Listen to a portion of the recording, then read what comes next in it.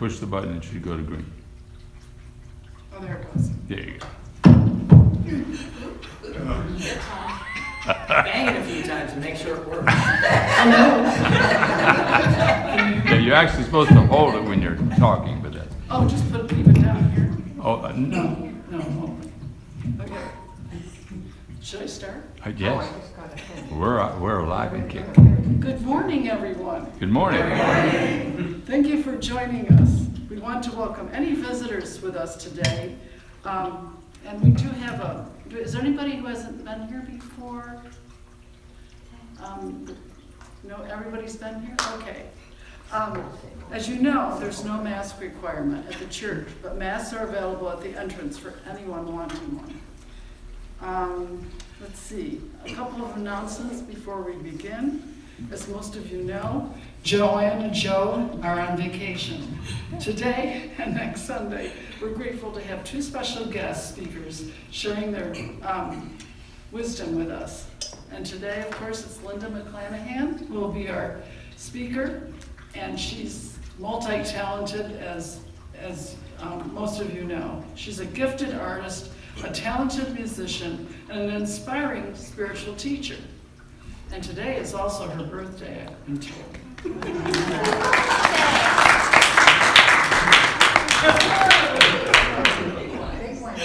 Linda has a long background in unity and has also pursued studies in Eastern religions. She's speaking today on calming the angry sea. Linda, thank you so much for being with us, especially on your special day. And thanks to both Linda and her husband, Joel Nett, for providing our service with music today. Next Sunday, July 17th, Dr. Michelle Harkey will be our guest speaker. Her topic is The Power of Questions. Ralph Leesburg will provide the music. After the service, starting about 12 noon, she will facilitate a workshop entitled Change Your Questions, Change Your Life. The workshop is on a donation basis. And a final note, don't forget our summer concert coming up soon on the back lawn. It's our only fundraiser of the year and always a rousing good time. I hope you'll put it on your calendar. And that's Saturday, July 30th at 6 p.m. I've just put out a little sign-up sheet on the table back there if you can bring some finger food to help us out. Many thanks to all of you for joining us today and for your generous gifts in support of our ministry. As always, we want to start with prayer. We're very inclusive in our prayers, in unity, holding the highest in mind and heart for ourselves, each other, our communities, and our world. If you're listening online, please remember you can send in a prayer request at any time through our website, unitydelawareohio.org. Just use the prayer request tab at the top of the page. Now, Linda and Joel will lead us into prayer with a song. Peace be still.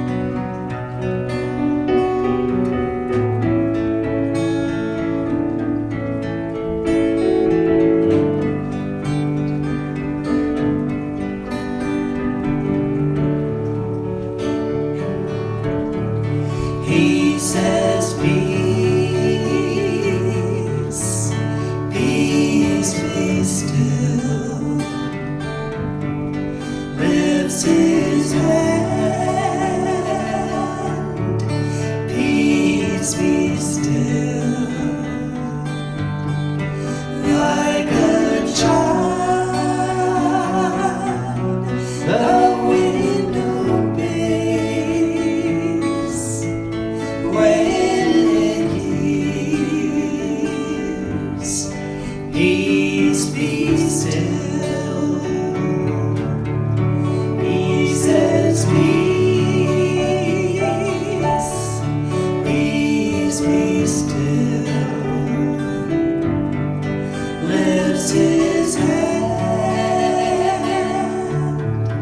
Peace be still. Like other child, the wind obeys when it hears. Peace be still.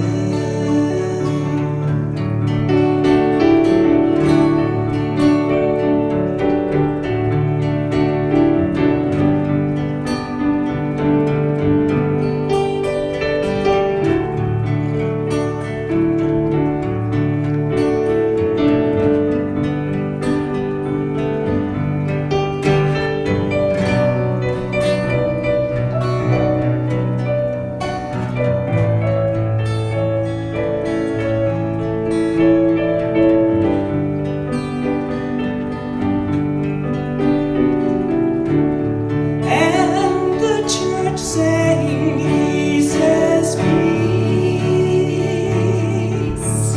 peace be still. Lifts his hand, peace be still. Like a child, the wind obeys when it hears. Peace be still. Like a child, like a child, the wind obeys when it hears. Peace be still. I'd like to invite you to close your eyes and visualize a lake.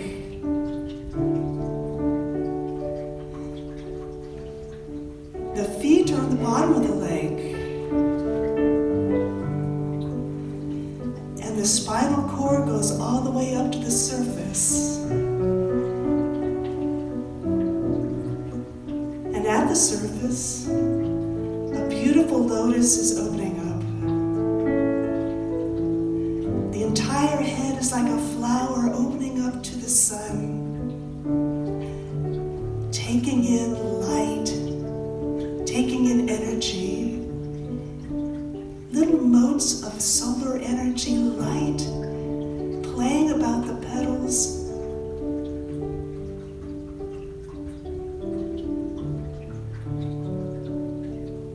Resting, floating, free, tethered to the spinal cord, but relaxed and soaking up all that energy. The entire head is nothing but a big scoop for energy. Gentle, slowly rocking on the surface of the lake.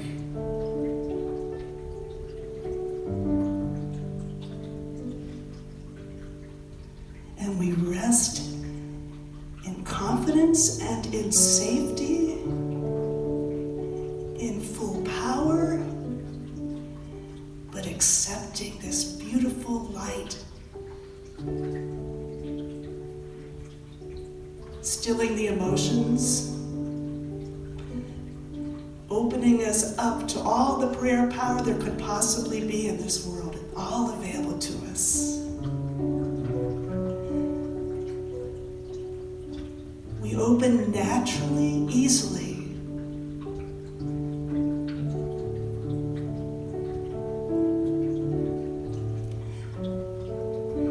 He says, peace,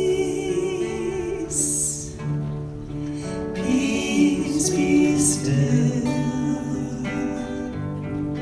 Lifts his hand, peace be still. Like a child, the wind obeys when it hears.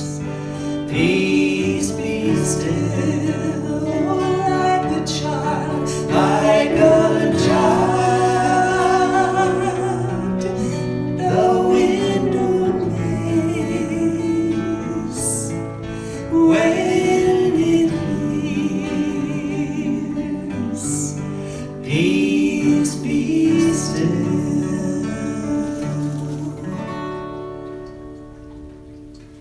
And so it is.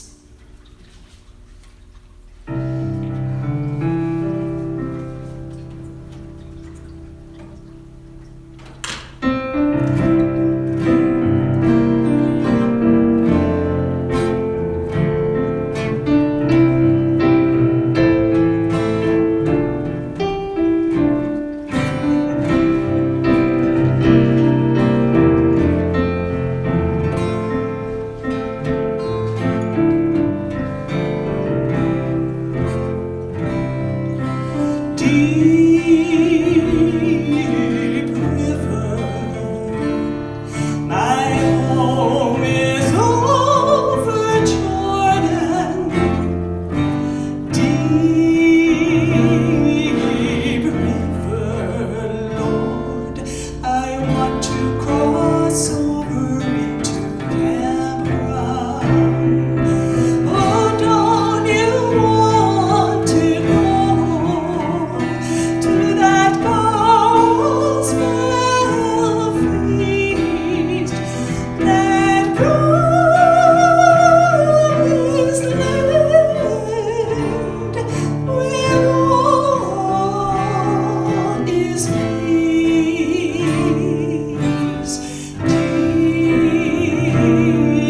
Deep river, my home is over Jordan. Deep river, Lord, I want to cross over into Cameron.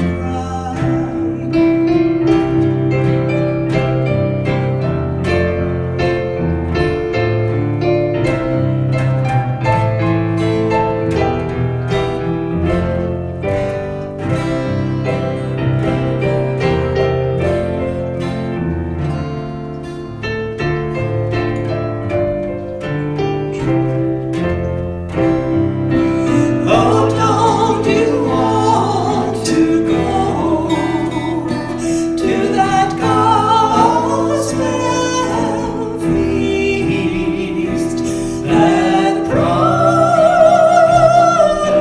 land where all is peace? Deep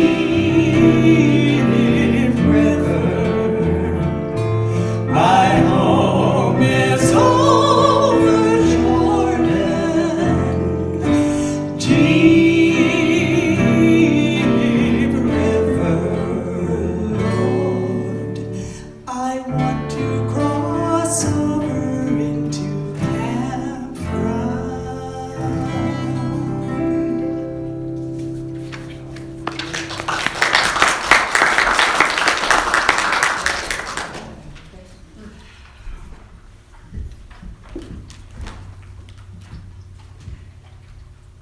All righty then.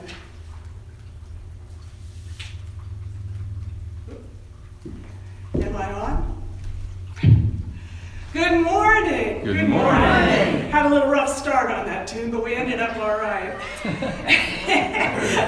All right, the title of my talk today is Calming the Angry Sea. And I chose this morning because I personally have been feeling like I am in the middle of an angry sea. And I might not be the only one.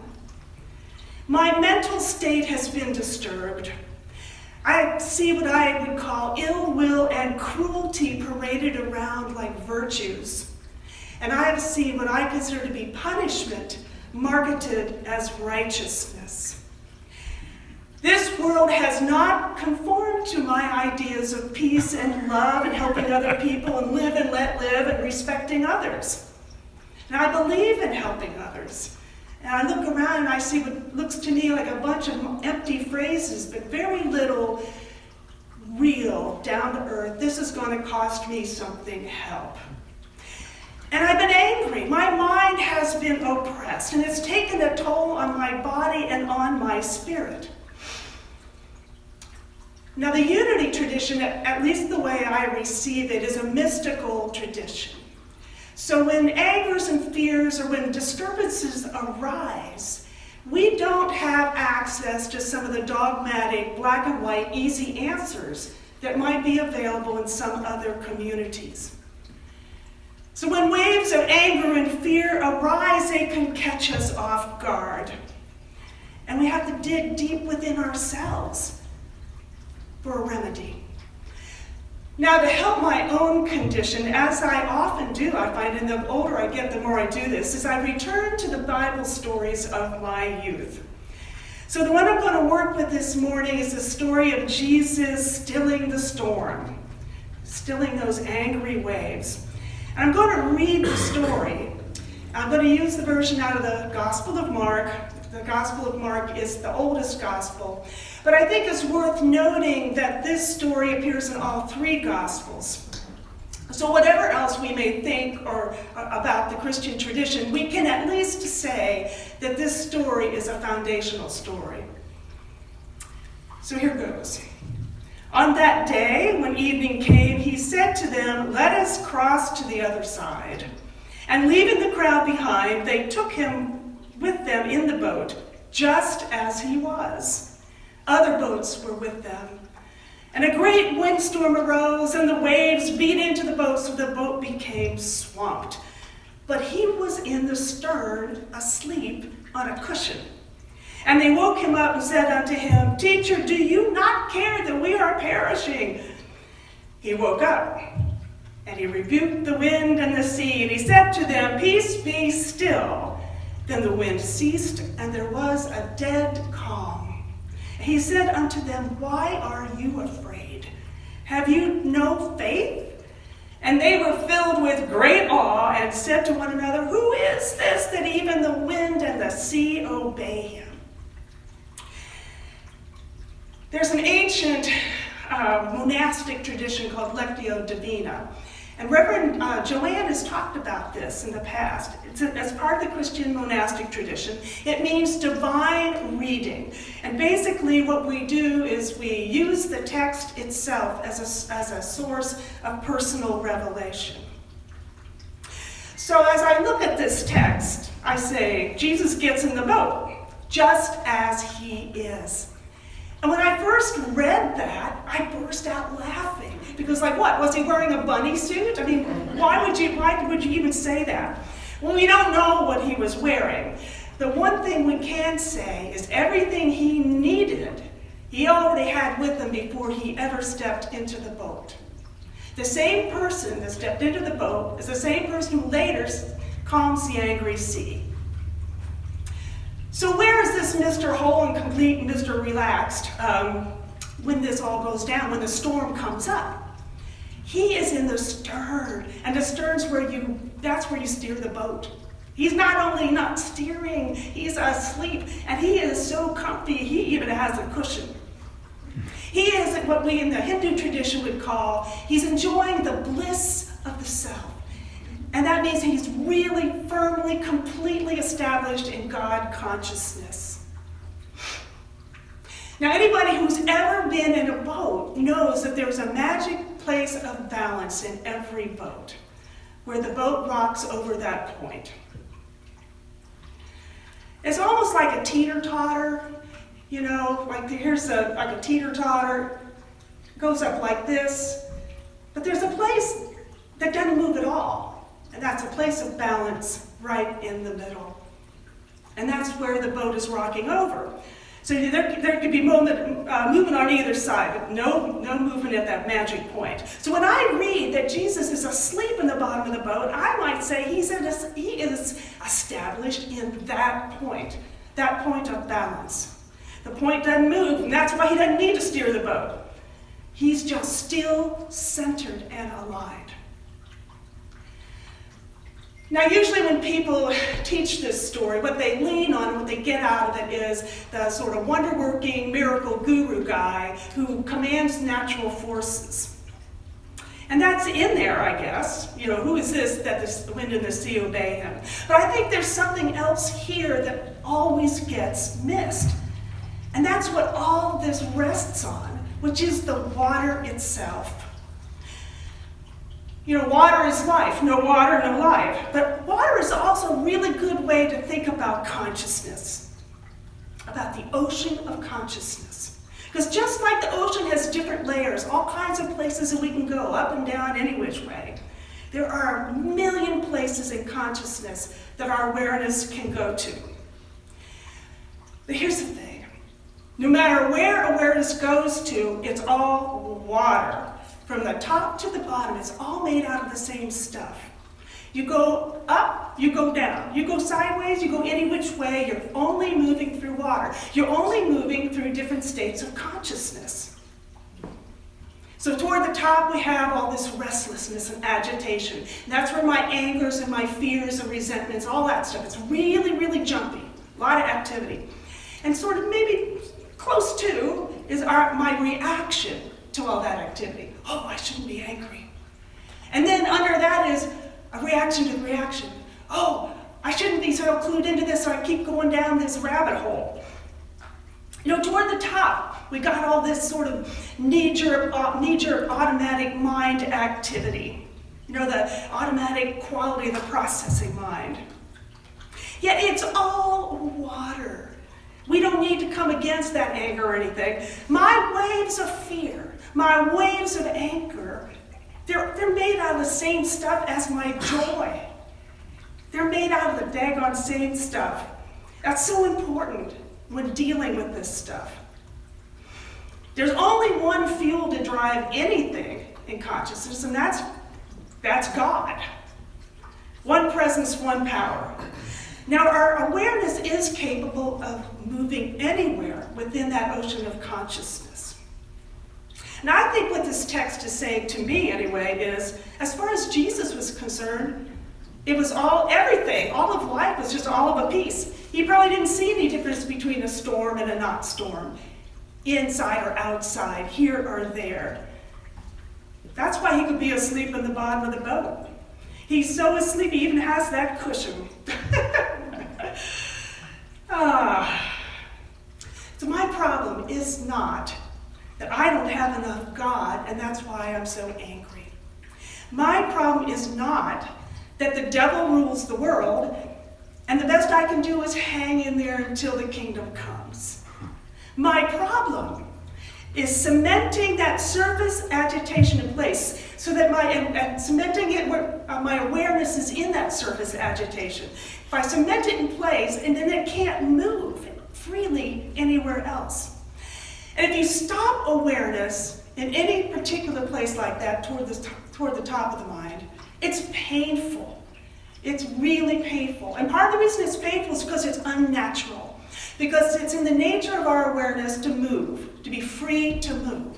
That's one of the characteristics of awareness. So throughout the day, actually, if awareness is acting naturally on its own, it's going to be moving all kinds of places. And there are slower currents where awareness can move as well, like over a week, over a month. There are different slower moving currents where our awareness can go to. So how do we get stuck, if we do get stuck, as I have been, in anger? It's emotion. Emotion is just another way of thinking. It's just another kind of thought, but it has a particular characteristic. Emotion is sticky. It is really sticky, and it will tend to grab our awareness and keep it there, tethered in one place, leaving us trapped in our angers and fears, imprisoning awareness in place without the strength and confidence and safety that Jesus was able to access. So I think we need to say to ourselves, peace, be still, but not as a command that we're separate from outside forces, which have nothing to do with us. What we need to do is affirm our as-isness. Jesus got into the boat as he was. our as-isness, the whole of our as-isness, that balance point at the bottom of the boat, which is the seat of power, the place of rest. We need to remind ourselves of the entirety of our being and not just what's happening on the surface, because the surface is always going to be unsettled. Jesus found his power, not by fighting the wind, but by being fully himself, taking his identity not just from the waves, but from the water as a whole, from the entirety of that ocean, from the entirety of the ocean of his consciousness. And that's where we're going to find our power too. So the problem it comes in with our angers is that emotional component, that have that sticky nature of emotion. So what can we do if we find our awareness glued in a place where we would rather not be, or at least rather not be there for too long?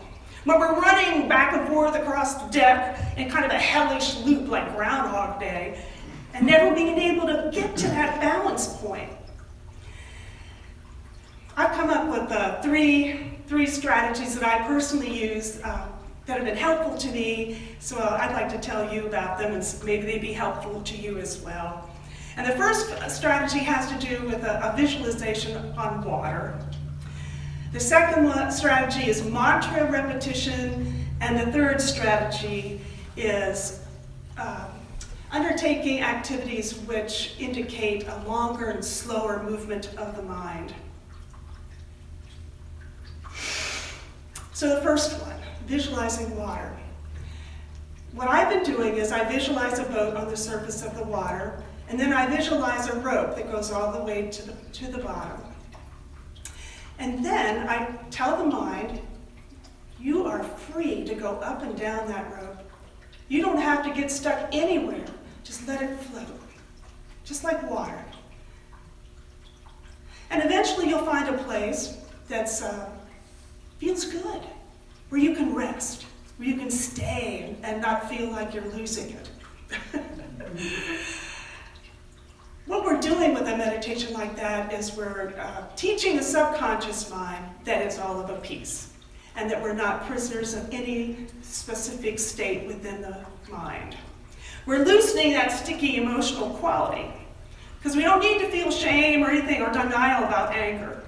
We just have to remind ourselves it's all of a piece. And when I think of this, I think about an orange. I got an orange in my hand, and I'm looking at it, and the first thing I see is the peel. I like the peel, it's pretty, but I don't eat it, right? So we have all this surface agitation, but we don't have to eat our angers and fears. We don't have to feed there. I don't demonize the peel. If it weren't for the peel, it wouldn't be an orange. It has its place, but the place of power, the oranginess of the orange, the as-isness of the orange, it's inside. The nutrition is inside. We can only free ourselves of unwanted mental states by freeing ourselves from the tyranny of that outside, of the top layers of the mind. We're not trying to get rid of it. We're not coming against it. We're just not letting it rule us. You can curse the waves or ride the surf, right? But it's probably smarter to ride the surf. So now, a mind stuck at the surface at the expense of the depths is just never going to be able to cross that sea of anger. The second strategy that I use quite a bit is to, especially if I'm very unsettled in an emotional state such as fear or anger, is to repeat a mantra. A mantra is a short phrase that you say to yourself silently. And the point of a mantra is to slow down the fluctuations of the mind, to slow down that jittery stuff on the surface. The one I use is a Sanskrit mantra from the Hindu tradition, but it can be any short phrase, like one presence, one power. The Lord is my strength. When I studied Zen Buddhism, I didn't use any kind of language mantra. We just counted our breath. And especially lately, what I've been doing is I have a creative project coming up, which has been the occasion for a lot of fear. And something rose up in me. And it's either a piece of an old gospel song or I made it up. But what I find myself, I just started singing it. The Lord is my rock and my salvation. In God I trust. In God I trust. So it doesn't matter what tradition we are drawing from. What we're trying to do is just slow down that motion, that movement on the top. When we do that, if our awareness has gotten stuck in anger or fear, if we slow it down, it's easier for the awareness to escape the grip of that. My last strategy I've been doing is to perform activities which force us to recognize that there are deeper and slower cycles of the mind. And one way to do that, a really easy way to do that, is to track the cycles of the moon, the phases of the moon. This is a practice in Hinduism, especially people that worship Krishna. They might have a certain ritual for one moon phase, a festival on another moon phase, and so on and so on. It's a formal practice. But we don't need it to be formal, really. All you have to do is go out on the front porch every night and at least try to see the moon. So automatically, if we do that, we're plugging ourselves into a slower cycle. And just as an aside, the moon that's coming up on Wednesday in the Hindu tradition is a very, very important moon. The full moon of the guru, the full moon of the teacher. So I would urge you, even if you are not attracted to following the phases of the moon, to try to see it on Wednesday. Now, if you really want to force the mind to go enter into a slower cycle, you will become a gardener.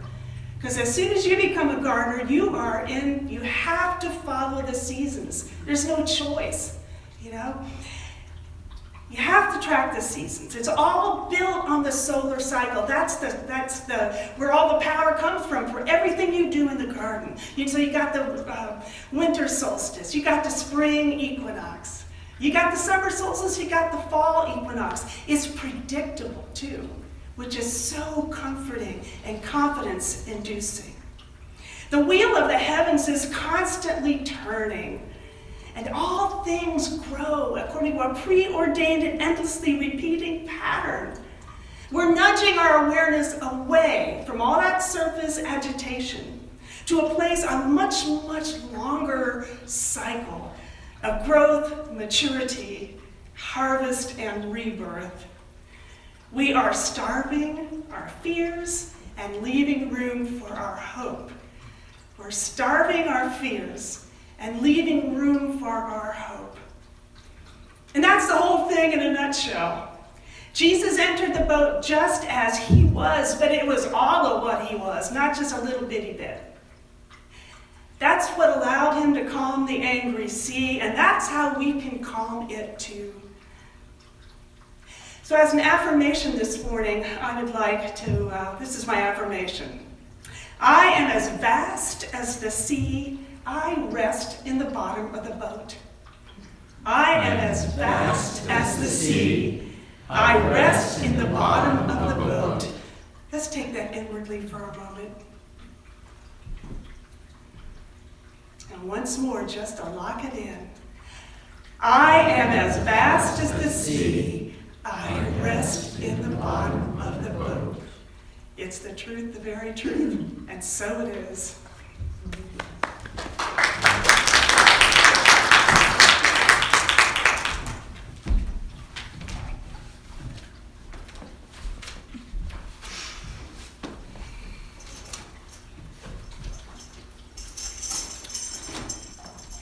And now,